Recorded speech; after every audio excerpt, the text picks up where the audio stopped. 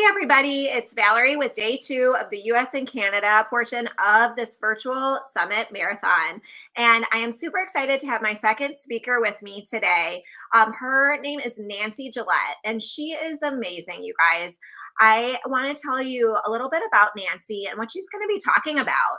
So, she will be discussing autism from a different perspective. So, I'm super excited to hear what she has to say. And Nancy is joining us from Canada, and she has over 20 years of experience in various professional roles working with autistic children and families. She is enthusiastic about sharing her insights on supporting autistic individuals in the community.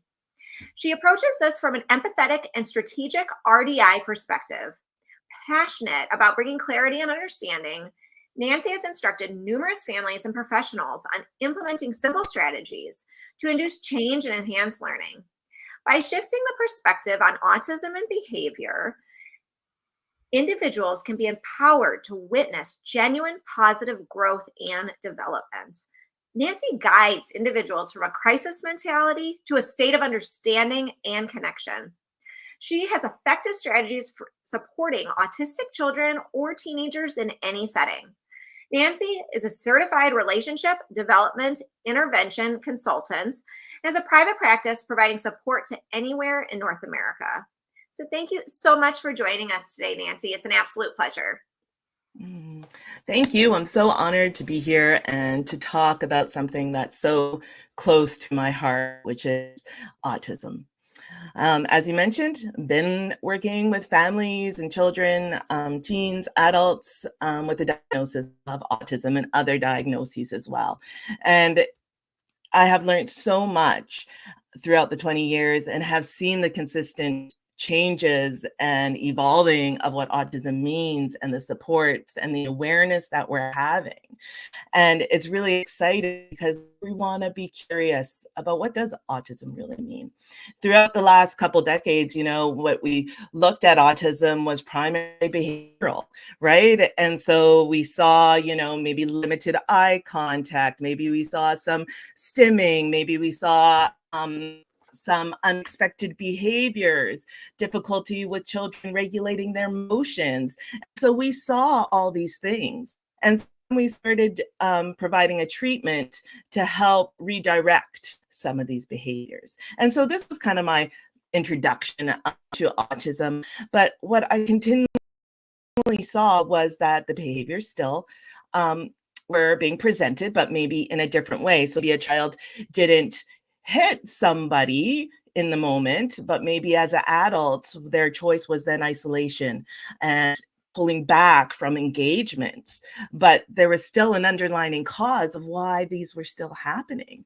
And so even though I knew these behavior strategies that I've been taught, practiced, and I know they would be effective, it still wasn't making a change.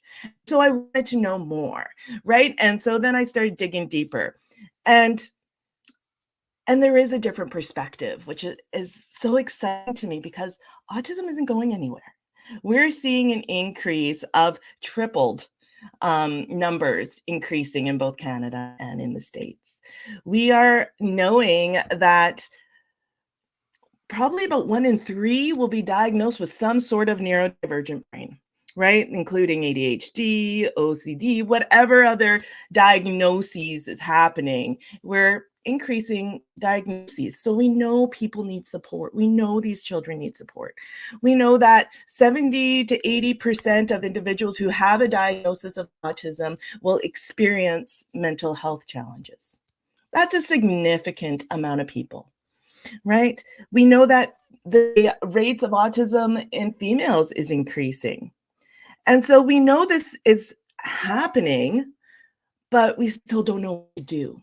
And so parents end up being really isolated, burnt out, feeling like a failure. We are looking at stats of now 1 in 5 parents of autistic kids have similar symptoms to PTSD. And we know this is affecting people's quality of life in a negative way. Right? I have been on phone calls with parents and they're all so heightened of like the phone call from school of what's going to happen. Is my child going to be okay? Are they experiencing bullying? Right? So we know these things are happening, and we're now having the data to say, whoa, we have to look different. We have to experience different. We need to teach different. And that's when I was introduced to the RDI process. So that's relationship development intervention, which is a beautiful program supporting individuals with autism to support development. What does that mean? We often, before, what we worked on, again, was more of the external reinforcements. And we all do that in life, right? We all love external reinforcement of, oh, I'm going to get paid a lot kind of thing, right? For what I do. That's an external reinforcement, right? And so that's what we thought would motivate people, motivate change. But the truth is we all need it from an intrinsic space. Keep going. That's the sustainable support. We used to just focus on challenging behavior.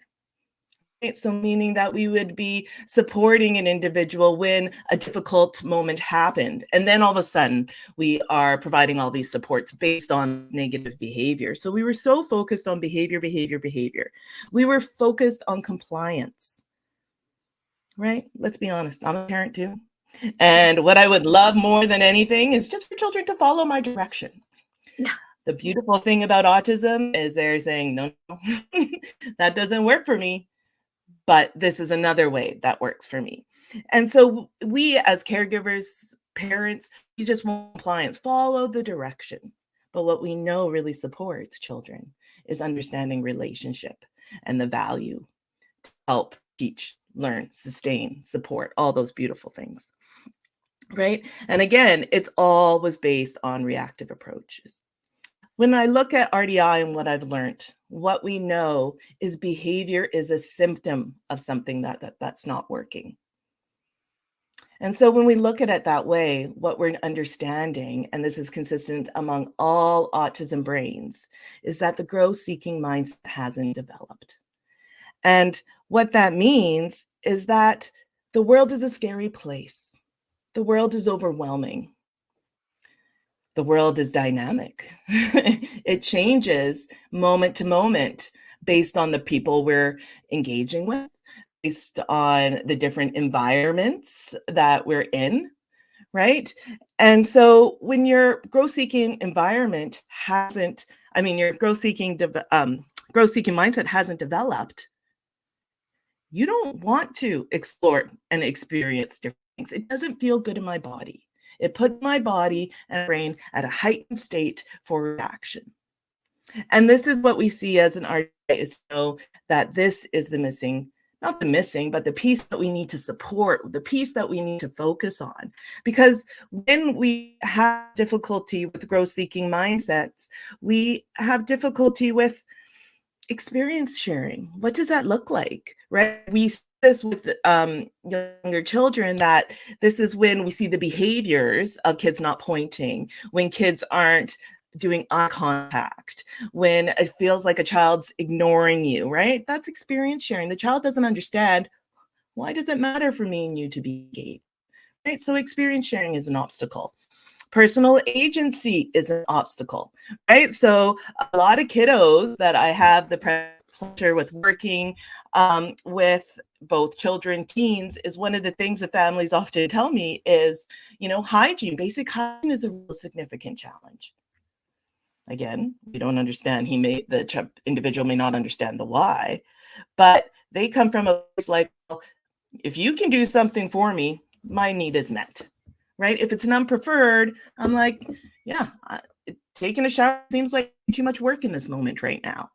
Right? And they're like, no, or cleaning up my space may be too much. And so then what us as parents and support workers and everything like that is we overcompensate to support that personal agency, right? Again, this is part of the growth-seeking mindset. We want to experience mastery as a human. We want to develop, right?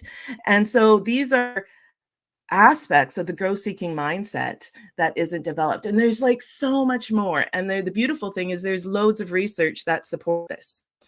So there's also challenges with relationship empowerment, internal organization, things like that, and also a big obstacle within emotional regulation. And this is the big one that gets the people in the most curious about, because this is what we looked at as like really challenging behavior. Children who are throwing, doing property destruction, hitting, aggressive, intimidation, all those pieces. It's because it's difficult to regulate.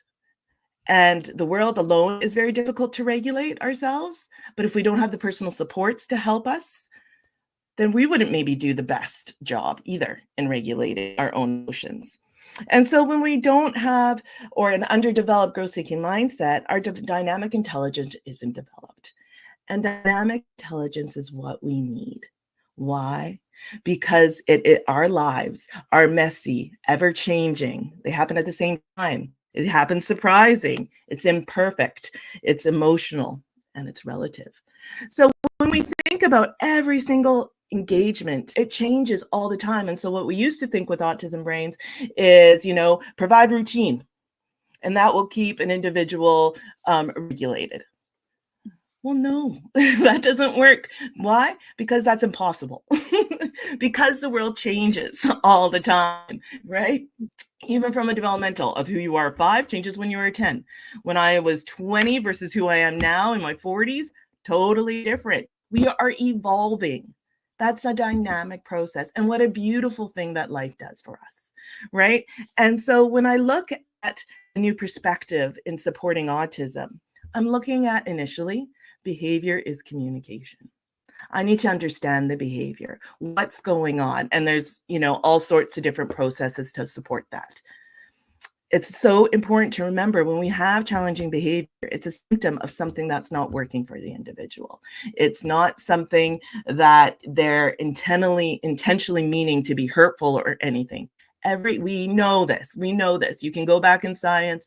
Every child is born in this world with a kind heart. They want to thrive in this world. They just may not have the skills in that moment to help. So when we know that those difficult moments are helping us understand there's a difficult process that's being hindered, then that's where we can teach, right? Because if I can identify certain supports or understanding, then helping the brain sustain regulated. And when I help the brain sustain regulated, then the brain is ready to learn. Throughout the years, I've been working with like hundreds of families, and every parent, mom, caregiver, whoever is surrounded an individual with this diagnosis loves them so deep. And really what they want is the child to do well. We get caught up in things that we're supposed to do, the check boxes we're supposed to check off, what we're supposed to look like, what is appropriate behavior, all these pieces, when really that's not what matters. What matters most is for a person to be whole, worthy, complete, and contributing within a relationship. And again, autism, all it means is the brain processes it differently. So when we come from the human part that we all experience of just being connected, when we look at it through that lens, then we can actually support this child to thrive within the environment that they are. And to know that one environment or one child thriving is going to be different than another person thriving. We don't all look the same. We don't all need the same outcomes. Often what we think about is, okay, the development of life as we go to school, we have friends, we graduate school, we go to secondary, and then I meet my partner, and then I have a house, and we have all these tasks and all these milestones that are supposed to be checked off because that's the value in life. No. It's not. The value of life is to feel valued, to feel connected, to have effective relationships, to have support. And when we can do that, so many things are possible. So in RDI, they told one of our biggest pieces that we focus on is the big picture of supporting our child, our teen, the person in our lives, to focus on quality of life. How do you want to experience life? And to me, that shook me to my core. I lost my mom 5 years ago, and she did everything she was supposed to check off the boxes, right? She came to Canada. She's an immigrant. She created a life. She did well within property. She was a hard worker, worked on a farm, did everything that she was supposed to do, but she never felt it was enough. Why? Because she didn't take the time to really recognize it's about how you want to experience life. Because you can keep checking all the boxes you want to do. It won't make a difference because you'll always want more. Children are the same. They're not to be a task to be completed. It's about the process and experience of life and learning. And so when I lost my mom and I saw her do all these things, I took a moment to really dig deep and be like, I don't want to keep working towards this goal that can be taken away from me so quickly. So I shifted, right? And I really wanted to understand this quality of life. And RDI supported that of understanding the biggest thing that we think of is how do we want to experience life? How do we want to experience the next 6 months? How do we want to experience the next 2 years? And that's called a mission preview. But when we do that, it changes from, oh, I need to do this to feel better versus, I want to feel this to feel better. And when we do that, things change. Then parents are starting, or the person involved in the person's life, recognize, I can do that with what's around. Because every child, every teen, every young adult wants to feel connected. So that's the main thing. Then that's relationships. And we talk about this within mental health, right? Relationships. So I challenge the second question to that is, how do you build relationship? And that's where people don't know, right? Is how do you build a relation? Spend more time? Mm-mm. We're looking at the quality versus the quantity. So children with autism, they have taught me so much about knowing that if I can support connection for 2 minutes, that is more valuable than spending 2 hours with an individual. The difference is it needs to be consistent. And that's why I'm so passionate about supporting caregivers and parents and people involved in these worlds, because they're consistent. They're the ones that can provide these beautiful, intentional guiding moments every day in a simple wave, good morning, whatever it may be. But it's about knowing that all these beautiful moments happen in everyday lives. We just need to shift to be intentional. So when we do this, it's about, one, we need to understand what autism is truly. We need to understand that it's the process that's being interrupted. It's not about changing a behavior or teaching a behavior to be appropriate within society, because it changes all the time. Yelling in a forest is completely appropriate to do, but yelling in a classroom is not. So it's not the behavior that we're focusing on. It's about knowing that it's more, because the environment influences it. So when we understand the process, then we can start the teaching. We need to understand the behavior. Behavior is functional. I work every day, or I'm very fortunate that I'm self-employed, but my motivation, not only because it's like the most important part to me, is I also need to do these behavior outputs so I get external reinforcer. Okay, but that's what's going to support it consistently, right? It gives me a reinforcement of internal gratitude, but I also get external benefits. That's just the way the world works. But it's not the everything. I need to enjoy it. I need to be happy in my life. Why? Because that supports the quality of life. That supports my mental health. That supports me achieving the goals that I want in my world. And so we understand the behavior, we get to implement personal supports that are helpful. And this is when the strategies come into play.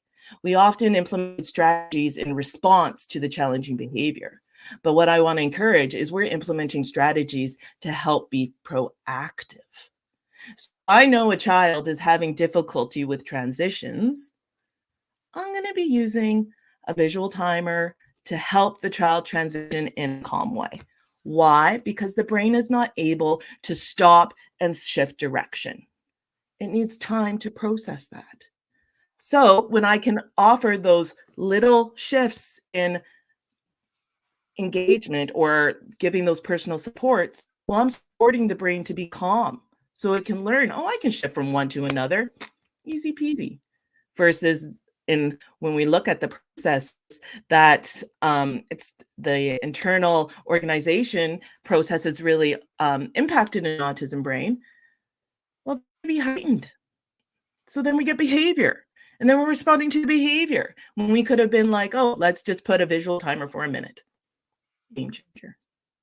Right? So we're putting personal supports. We're being intentional with how we're engaging. And this is a beautiful part of the RDI process as well that has taught me is that we as parents, we as individuals need to check ourselves, right? Because if we're regulated, then I can teach regulation. But if I'm dysregulated and I'm trying to teach regulation, that's not going to work, right? So we really focus on parents and recognizing, okay, what's going on in your world?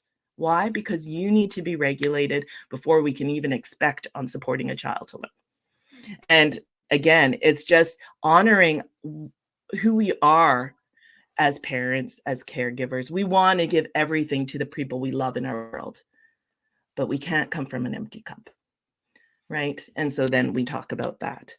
And then I teach all sorts of different type of other strategies too, such as communication modifications, increase of nonverbal communication, visual referencing, co-regulation, declarative language. All these really simple little changes can change the way we connect with another person. So supporting the autism brain to say, hey, this is a me and you world. It's not just a me world.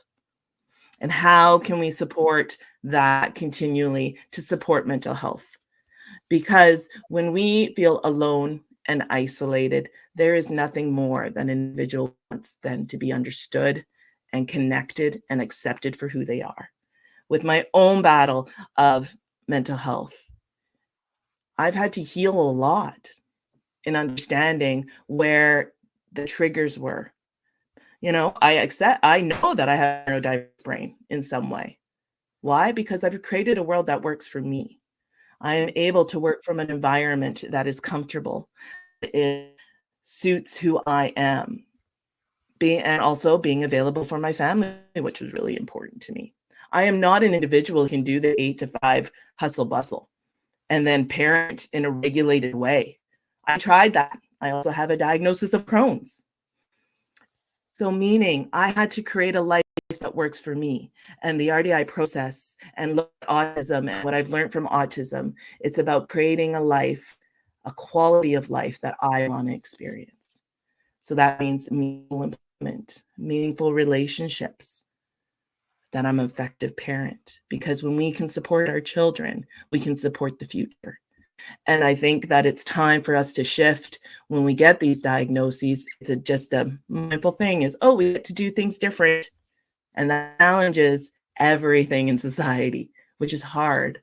But it's one of the most beautiful things when we can own our challenges, when we can own our mental health, but when we learn what works best for us, then we can create a life that works for who we are, who we want to be, and how we want to experience this life.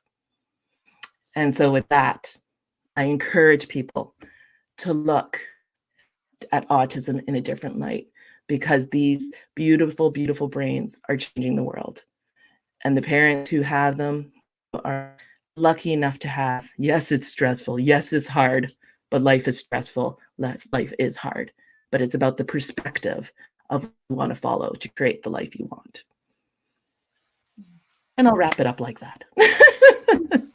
That's beautiful, Nancy. I love that. I love how you say they're beautiful brains, and I love everything you're doing, Nancy. You are a wealth of information for parents who have autism, have autistic kids, neurodivergent kids, or working with that. I know, like Nancy and I have talked about just my own kind of just neurodivergence a bit. That I feel like I have, like all the somatic feelings. You just are so I love how you describe feeling safe, feeling like the loving aspect of it. It's this different perspective. And that's so true. So true. Mhm. And Nancy, I would love for you to share with whoever's listening to this live today or on a replay later on, how they can get in contact with you, because you have an incredible platform. You're doing incredible things. So please share all that information with us. Beautiful. Thank you. Yeah, you can find me at my website, www.nancygillette.com. And there will be more things that are evolving and I want to share, because the more that I talked about this perspective, that I share these strategies and looking at engagement in a different way, the more people are curious. And when we have curiosity, that is a growth seeking mindset, because we know we want to start shifting. We know we want to support the citizens of our community. We know we want people to do well. And so when we start looking at it through the RDI lens, a different perspective, it's great. So find me there. That's probably where I'm going to be the most active. That's incredible. I have that in the show notes, as well as it's been on the banner as well. So definitely reach out to Nancy there. And Nancy, thank you again. And thank you, Barbara, for joining in. Chan, thank you so much for everyone. And I hope you have a wonderful day, Nancy. And Thank you. thank you for your impact you're doing to the world, for parents, and for autism neurodivergence. Truly, truly grateful for everything you do. Thank you. What an honor. Thank you so much, Nancy. All right, talk to you later. Bye. Bye.